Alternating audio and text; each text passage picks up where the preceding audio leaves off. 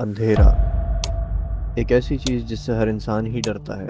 लेकिन हम इंसानों को डर अंधेरे से नहीं लगता। हमें डर लगता है उस चीज से जिसे हम जानते नहीं, यानी fear of the unknown. Just एक मिनट के लिए अपनी आंखें बंद करें और इमेजिन करें कि आप एक ऐसी दुनिया में हैं जहां हर तरफ अंधेरा है। सूरज चढ़ा हुआ है, दिन निकला हुआ है, फिर भी अंधेरा ऐसा गुप्त कि इंसान को अपना हाथ भी नजर ना आए। और इसी अंधेरे के साथ एक गहरी खामोशी, एक ऐसा सन्नाटा कि इंसान को उसके दिल की धड़कन और उसकी रगों में बहता हुआ खून साफ सुनाई दे। और इसी अंधेरे और सन्नाटे में कोई चीज आपके हाथ या पैर से टकराए और फिर आपके गिर चक्कर काटने लगे। आप उसे महसूस तो कर सकते हैं मगर देख नहीं सकते। और अचानक आपको अंदाजा हो कि आप चारों तरफ से उन लाखों मखलूक़ात से घिरे हुए हैं जो इसी अंधेरे में रहती हैं। You are surrounded on all four sides and yet you are all alone. Welcome to the deepest darkest depths of the ocean.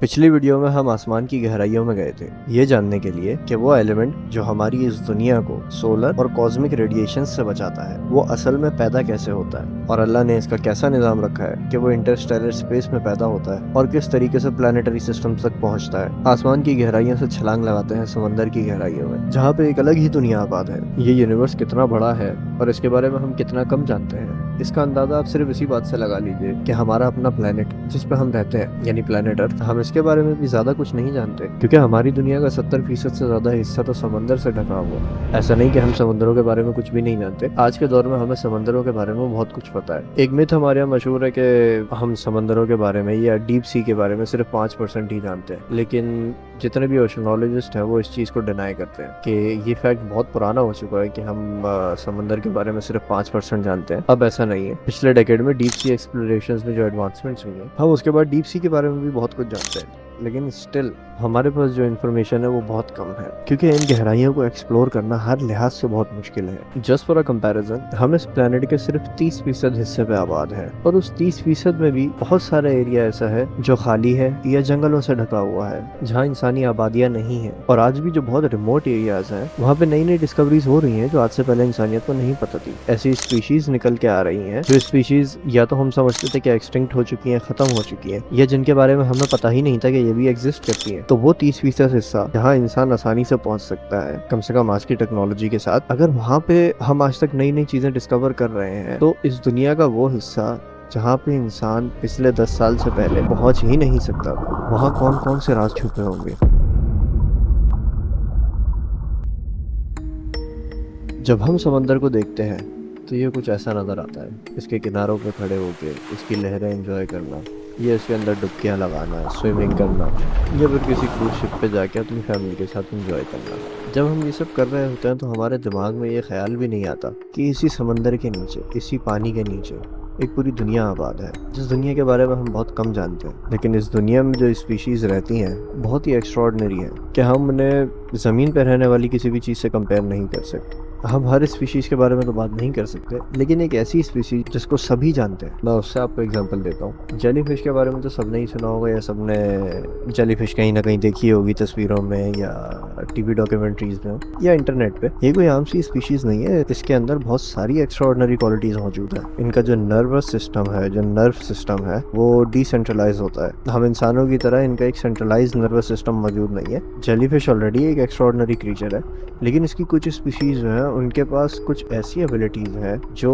इनको और एक्स्ट्रॉर्डनरी बना देती है। इसकी एक स्पीशी है जो बहुत ही एक्स्ट्रॉर्डनरी किस्म की रीजनरेटिव कैपेबिलिटीज़ रखती है। हमारी ह्यूमन बॉडी भी किसी हद तक रीजनरेट कर सकती है, लेकिन जो कैपेबिलिटी इन जेलीफिश के पास है वो तो हमने सिर्फ सुपर हीरो मूवीज़ में ही देखी है। ये जेलीफिश पूरे पूरे ऑर्गन्स रीग्रो कर सकती है। इसकी एक और स्पीशी है जो इमॉर्टल जेलीफिश के नाम से मशहूर है। बायोलॉजिकली ये मरती नहीं है, इट कैन नॉट डाई, इसीलिए इसे इमॉर्टल कहा जाता है, हमेशा जिंदा रहने वाली। कोई भी लिविंग ऑर्गेनिज्म जैसे जैसे बड़ा होता है तो उसके साथ साथ उसके सेल्स जो है वो भी मैच्योर होते चले जाते हैं। लेकिन ये जेलीफिश एक ऐसी एबिलिटी रखती है कि ये अपने सेल्स को रिवर्ट कर सकती है, जिससे इसका लाइफ साइकिल पूरा का पूरा रीसेट हो जाता है। इसी तरह कुछ जेलीफिश जो है वो बायोलुमिनेसेंस कैपेबिलिटीज रखती हैं, यानी वो लाइट जनरेट कर सकती हैं कहीं पे भी केमिकल्स के थ्रू। और इस तरह की और बहुत सारी एक्स्ट्राऑर्डिनरी कैपेबिलिटीज सिर्फ इस एक स्पीशी जेलीफिश में मौजूद है। और इस तरह की लाखों मखलूकात इस समंदर में रहती हैं, और ये तो वो मखलूकात है जो सतह समंदर के पास आसपास रहती हैं। ये थोड़ी बहुत गहराई में रहती हैं जहाँ तक इंसान भी आसानी से जा सकता है,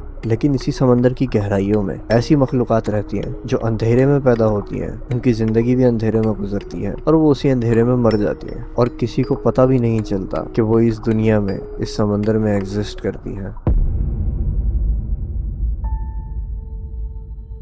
जैसे जैसे हम समंदर की गहराइयों में उतरते जाते हैं वैसे वैसे रोशनी कम होती चली जाती है। सनलाइट सिर्फ समंदर की पहली लेयर तक ही रहती है जो कि 200 मीटर तक है, और इससे नीचे जो समंदर की दूसरी लेयर है जिसे मेसोपोलॉजिक जोन भी कहते हैं, वहां से लाइट फेड होना शुरू हो जाती है। एंड बाय द टाइम हम तीसरी लेयर तक पहुंचते हैं जो कि अराउंड 1000 मीटर की गहराई से शुरू होती है, हम एक ऐसी दुनिया में दाखिल हो जाते हैं जहां अंधेरे के अलावा कुछ नहीं। और इन्हीं अंधेरी गहराइयों में लाइफ ना सिर्फ एग्जिस्ट करती है बल्कि इट थ्राइव्स इन वेज जो हमारी बायोलॉजिकल अंडरस्टैंडिंग को चैलेंज करती है। अजीब एलियन नुमा मखलूक इन अंधेरी गहराइयों में रहती है जो कि बनी ही इन एक्सट्रीम कंडीशंस के लिए है। हड्डियां चूरा कर देने वाला प्रेशर, खून जमा देने वाला टेम्परेचर और खौफ पैदा कर देने वाला गुप अंधेरा। ये है समंदर की गहराइयों की वो दुनिया जहाँ कोई इंसान एग्जिस्ट करना तो दूर, सरवाइव भी नहीं कर सकता। बैरल आई, एंगलर फिश और ड्रैगन फिश ये चंद एग्जाम्पल्स हैं इस अंधेरे में रहने वाली अजीबोगरीब मखलूकात की। इनमें एक और नाम भी है जो बड़ा मशहूर है, जायंट स्क्विड, जो अपने आप में एक मिथिकल क्रीचर है। यस, जायंट स्क्विड एग्जिस्ट करता है बट मिथोलॉजिकल इसलिए क्योंकि इसके साथ बहुत सारे लेजेंड्स इन्वॉल्व हैं, जिनमें से सबसे मशहूर लेजेंड क्रैकन है। कोई भी शख्स जो डीप सी क्रीचर्स के बारे में किसी भी तरह की रिसर्च करता हो या उसको शौक हो, उसको क्रैकन के बारे में जरूर पता होगा। ये चंद एग्जाम्पल्स हैं इस अंधेरी दुनिया की अजीबोगरीब मखलूकात की, जो आपको सोचने पर मजबूर कर देती हैं कि जिसने ये एक्स्ट्रा ऑर्डिनरी क्रीचर्स बनाए हैं वो खुद कितना एक्स्ट्रा ऑर्डिनरी होगा।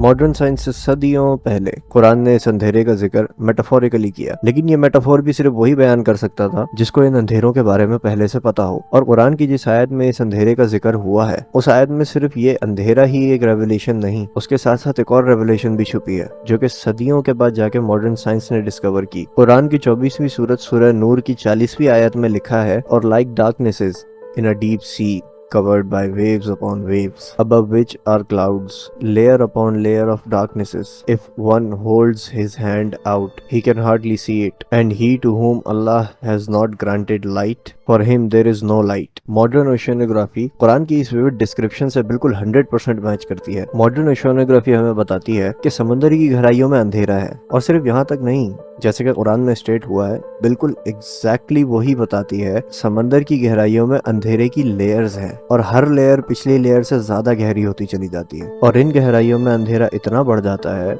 कि इंसान अपना खुद का हाथ भी नहीं देख सकता। और इसी आयत में एक और रेवलेशन जो छुपी हुई है वो है इंटरनल वेव्स के बारे में। जैसे कि कुरान में स्टेट हुआ है, like the darknesses of the unfathomable sea upon which are waves upon waves, कि समंदर की गहराइयों में जो अंधेरा है उसके ऊपर लहरें हैं जिनके ऊपर और लहरें हैं। और मॉडर्न ओशियानोलॉजी एंड मॉडर्न साइंस ना सिर्फ इंटरनल वेव्स डिस्कवर कर चुकी है, बल्कि अब तो ये एक वेल नोन फैक्ट है कि समंदर में इंटरनल वेव्स भी मौजूद होती हैं जो कि समंदर की सतह के नीचे चलती हैं, जिन्हें हम नहीं देख सकते। कुरान की ये आयत चाहे इंटरनल वेव्स के बारे में ली जाए, चाहे समंदर के अंदर की गहराइयों के बारे में ली जाए, या फिर चाहे उन लोगों के बारे में ली जाए जिनको उनके क्रिएटर ने ही अंधेरे में डाल दिया हो, ये हर लिहाज से 100% एक्यूरेट है।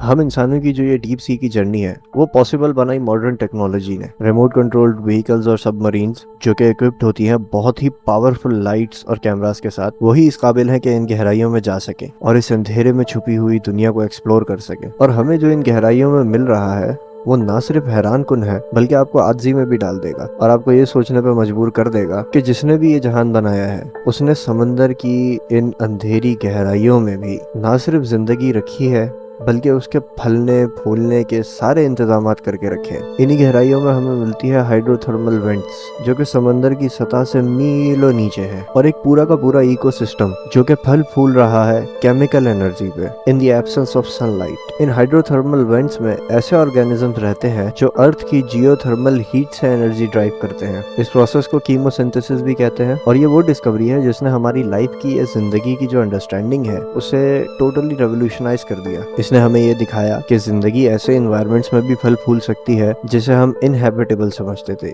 जहाँ पे लाइफ एग्जिस्ट नहीं कर सकती। जैसे जैसे हम समंदर की अंधेरी गहराइयों को एक्सप्लोर करते चले जा रहे हैं, वैसे वैसे हम अपने इस प्लेनेट और इसके क्रिएटर के बारे में बहुत सारे वंडर्स भी अनकवर कर रहे हैं, और इस प्लेनेट पे जो एक इंट्रिकेट डिजाइन ऑफ लाइफ मौजूद है, हम उसको भी आहिस्ता आहिस्ता बेहतर से बेहतर समझ रहे हैं। कुरान में समंदर की अंधेरी गहराइयों के बारे में आना इस बात की तरफ एक रिमाइंडर है कि ये मिस्ट्री सिर्फ आज के इंसान की तफ्तीश का हिस्सा नहीं है, बल्कि सदियों से इंसानियत की गौर व फिक्र का बाइस रही है। तो अगली बार जब भी आप समंदर की तरफ जाएं और ताहद्दे निगाह आपको सिर्फ पानी नजर आए, तो उस छुपी हुई दुनिया के बारे में जरूर याद कीजिएगा जो इन्हीं लहरों के नीचे फल फूल रही है। डीप सी लाइफ एक रिमाइंडर है जिंदगी की नाकाबिले यकीन डाइवर्सिटी और रेजिलियंस का, और उन अनगिनत राजों का भी जो आज भी हमारे इस प्लेनेट में छुपे हैं।